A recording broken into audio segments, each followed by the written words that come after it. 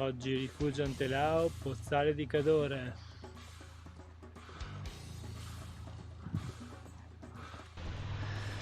La salita è abbastanza impegnativa, a tratti sconnessa, ma ci regala bellissimi scorci sul centro Cadore.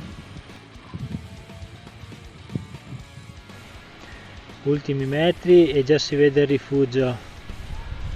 Eccoci arrivati. Rifugio Antelao, 1950 metri, e appena dietro si vede l'Antelao di fronte a noi. E ora inizia la discesa in bocca al sentiero 250, località Prapiccolo.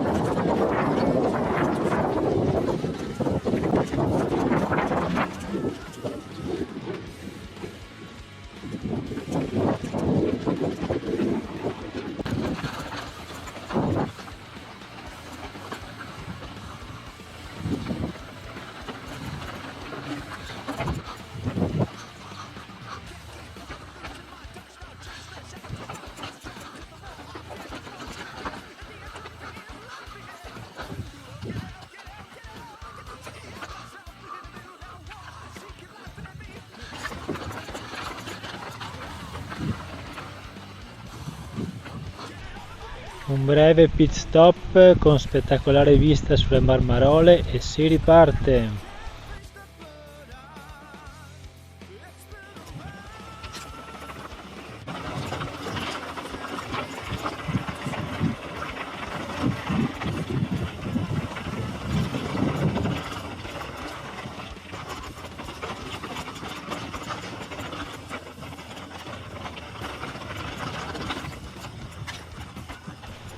Altro breve pit stop con vista spettacolare sul centro Cadore, Calalzo, Spalti di Toro di fronte a noi.